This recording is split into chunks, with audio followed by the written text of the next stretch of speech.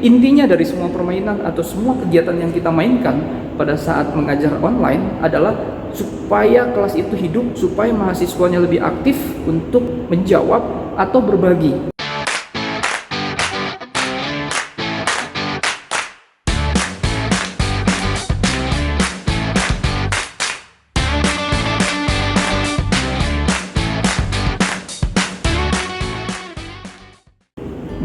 Back again. Hola teman-teman Slim semuanya, kembali lagi di Seven Production.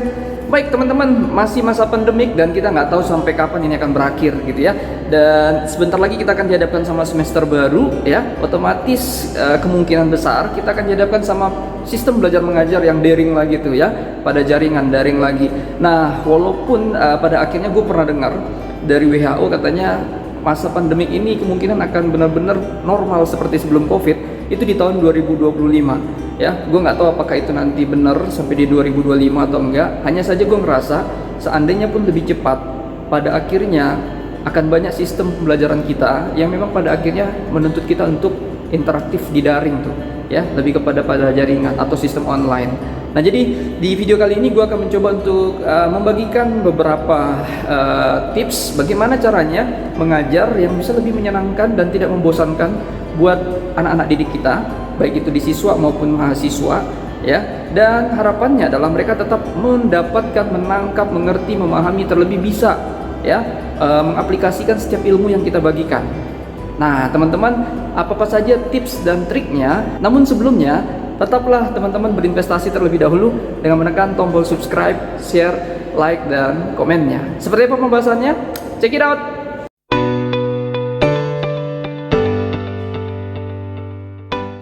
Nah, baik teman-teman, di poin pertama ini gue mau katakan bahwa fokuslah kita bagaimana supaya lebih meningkatkan interaksi antara kita pengajar dan siswa atau mahasiswa kita. Jadi ini bisa banyak hal, entah itu teman-teman pada akhirnya memakai aplikasi-aplikasi yang sifatnya jadi kayak tanya jawab gitu ya, quiz gitu ya, atau justru berbagi pengalaman ya.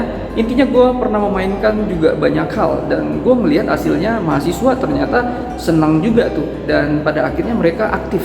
Ini harapan kita ya. Jadi contohnya aja, seandainya gue bermain hal-hal yang simple gitu ya, yang tidak memainkan teknologi atau aplikasi-aplikasi. Gue pernah mengatakan bagaimana pada saat kita harus mereview ya pelajaran-pelajaran kita sebelumnya.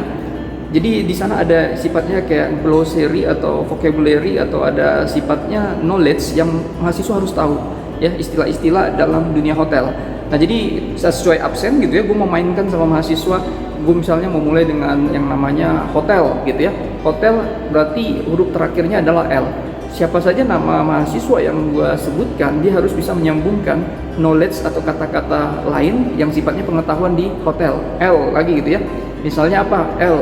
Dia mau katakan misalnya adalah lounge gitu ya. Lounge adalah tempat atau area di sebuah hotel yang memang tempat sebagai ruang tunggu gitu. Nah, kalau lounge nanti E, nanti diikutin lagi sama mahasiswa yang lainnya. Ya, jadi mereka pun yang belum dapat jatah pada akhirnya ini akan mempersiapkan. Habis ini siapa ya? Ya, jadi teman-teman pengajar di sini pun gue pikir kita bisa membuat permainan ini sesuai abjad atau sesuai absen atau justru acak supaya mahasiswa itu jadi kayak menunggu kapan gilirannya dia gitu ya.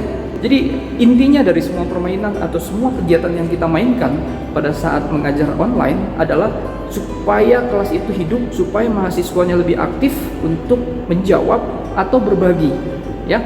Nah, ini juga menjadi poin pentingnya menurut pendapat gua. Kita jangan melulu hanya sekedar ceramah atau metode-metode satu arah. Kita juga harus yang namanya, kalaupun harus bercerita pengalaman, kita harus mendorong mahasiswa tersebut supaya dia juga bercerita tentang kisahnya dia. Ini pernah gue lakukan ketika, kebetulan kalau di hotel kita ada magang gitu ya, mahasiswa-mahasiswa yang memang sudah pernah on job training. Jadi gue bertanya pada saat itu, teman-teman ada step-step langkah-langkah dalam menghandling, menangani komplain tamu, keluhan tamu, yaitu adalah LAST, LAS gitu ya. L-nya adalah listening, apologize, S-nya adalah misalnya solusi, T-nya adalah thank you, jangan lupa mengucapkan thank you. Nah, ketika selesai gue mengatakan hal tersebut, gue undang mahasiswa untuk, ayo teman-teman yang lain mungkin bisa bercerita apakah ada mendapatkan komplain, dan teman-teman di sana juga dikasih kepercayaan sama pihak manajemen hotel untuk menyelesaikan masalahnya, atau teman-teman sendiri yang melihat bagaimana supervisor dan manajernya menyelesaikan masalah-masalah yang ditimbulkan oleh tamu atau yang dipertanyakan oleh tamu gitu. Nah, dengan cara seperti itu mereka berbagi. Nah, jadi di poin pertama, teman-teman fokuslah supaya bagaimana interaksi antara dosen dan mahasiswa itu ada setiap kali kita mengajar, ya. Dan kalau bisa kita harus bisa lebih lagi banyak melibatkan siswa atau mahasiswa kita dibanding kitanya yang terlalu fokus untuk menjelaskan.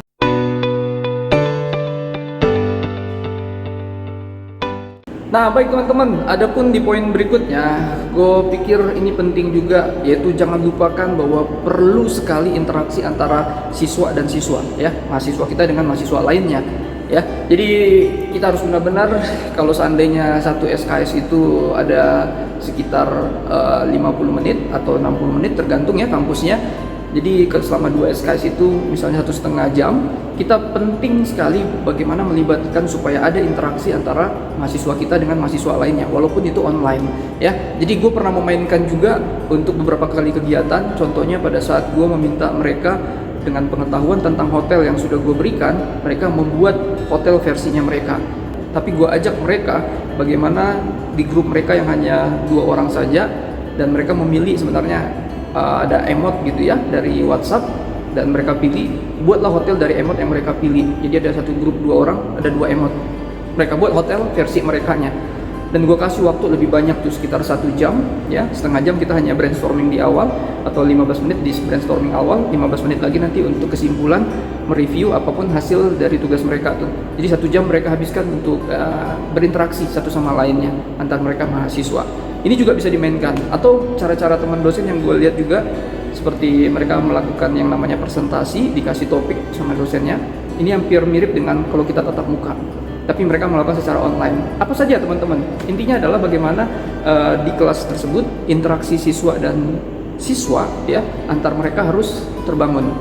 Nah, atau juga gue pernah memainkan, kebetulan mata kuliahnya psikologi pelayanan tuh. Jadi mereka gue minta dulu ngerjakan tugas, yaitu dengan berbicara di depan kamera seperti yang gue lakukan sekarang.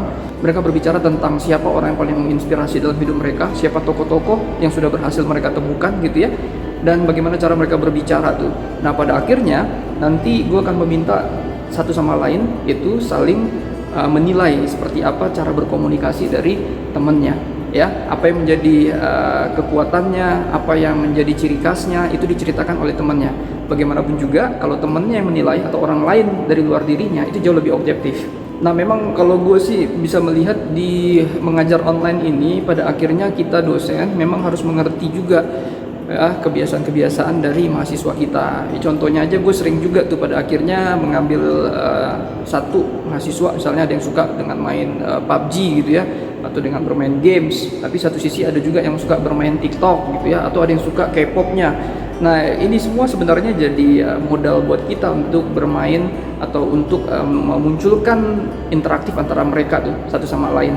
Jadi gue buat tugas yang bagaimana supaya mereka mengambil kesimpulan atau melihat sudut pandang atau memberikan jawaban itu based on their interest gitu ya, berdasarkan apa yang menjadi kesukaan mereka ya. Jadi kalau misalnya gue mau mengatakan contohnya aja, oke, jenis hotel yang seperti ini sudah ada dan termasuk unik gitu ya. Nah, gue minta tuh salah satu misalnya ada temen yang suka K-pop mahasiswanya, coba kamu menilai sendiri seperti apa. Nah, nanti temannya yang lain yang sukanya misalnya tentang menyukai PUBG, dia akan kembali memberikan semacam penjelasan dari dianya. Jadi sehingga ada interaksi dari versi yang suka PUBG, games PUBG, dan yang suka K-pop. Dengan cara seperti itu ya kita jadi belajar juga semuanya. Oh, ternyata sudut pandangnya seperti ini. Tidak ada yang salah, tapi akhirnya kita jadi lebih kaya secara sudut pandang. Nah, ini akan menjadi bagus menurut pendapat gue, bagaimana pada akhirnya membangun interaksi antara mahasiswa atau antar siswa dengan melibatkan mereka punya hobi, mereka punya kesukaan, ya, mereka punya interest. Dengan cara seperti itu semuanya belajar, mahasiswanya belajar, dosennya juga belajar.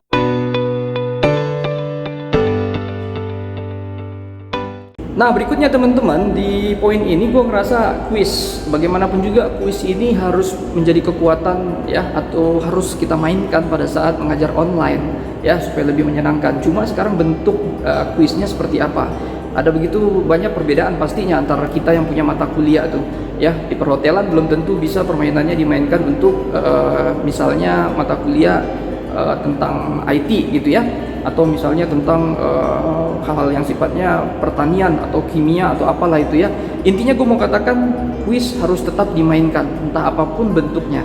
Namun kalau menurut pendapat gue, alangkah lebih bagusnya kuis yang kita mainkan ini kalau bisa benar-benar memunculkan kekreativitasan dari si mahasiswa kita ya. Jadi bisa kita maksimalkan dengan teknologi atau aplikasi yang ada. Gue nggak tahu, kalau nggak salah ada yang namanya pakai Google Map gitu ya, silakan saja. Tapi intinya adalah bagaimana tidak hanya sekedar mereka mengingat terus menjawab pertanyaan kita.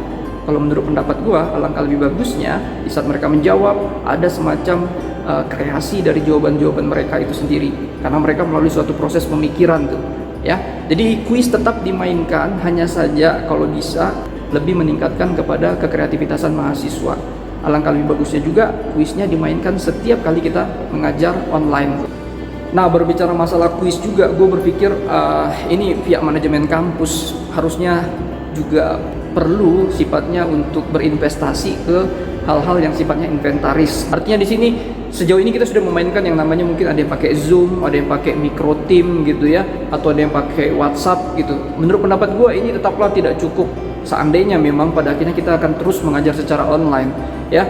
Ketika memang tujuan kita untuk membuat kelas itu lebih menyenangkan, ya tidak membosankan, dengan hanya mengandalkan 3 aplikasi ini menurut pendapat gua akan sangat-sangat kurang. Sehingga perlu pihak kampus, pihak manajemen kampus berinvestasi lah ya untuk lebih lagi mencari aplikasi-aplikasi yang bisa digunakan untuk proses belajar mengajar tuh ya. Entah itu pada akhirnya yang bisa membuat seperti kelihatan kita di satu kelas tatap muka gitu ya, real gitu ya, atau lebih kepada permainannya yang lebih disediakan akan begitu banyak ya, atau misalnya ada sebuah tools yang seperti kita lebih lebih mudah lah. Ada begitu banyak dosen-dosen kayak akuntansi yang memang perlu hitung-hitungannya kan ditulis gitu ya, tidak hanya sekedar untuk diucapkan saja.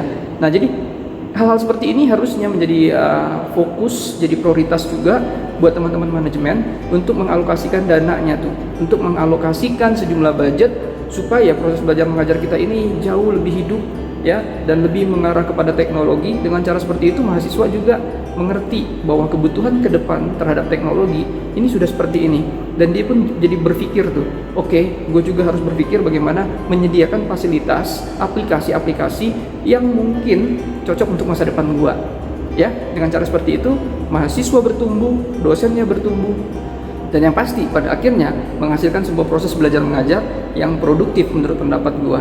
Oke teman-teman, menurut pendapat gue itu saja 3 tipsnya ya, supaya bagaimana kita bisa menghasilkan sebuah kelas online yang lebih interaktif ya, lebih menyenangkan, lebih tidak membosankan. Bagaimanapun juga kita nggak boleh fokus dengan apapun yang sudah kita mainkan, yang sudah kita ya lakukan dengan teman-teman kita atau dengan kelas kita sampai dengan saat ini. Kalau kita sudah berhasil di salah satu trik atau tips gitu ya, kita harus terus untuk belajar, terus menemukan sebuah hal-hal baru ya. Kita harus berani untuk bereksperimen, tapi bukan menjadikan mahasiswa atau siswa kita kelinci percobaan pastinya.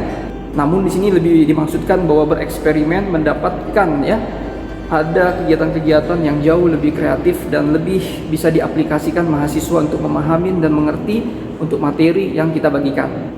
Oke teman-teman, menurut pendapat gue itu saja sharing kita untuk kali ini. Semoga bermanfaat buat teman-teman, dan jangan lupa juga kiranya untuk tetap memberi dengan menekan tombol subscribe, share, like, dan komennya. Subrek. Thank you very big and God bless you all. Out.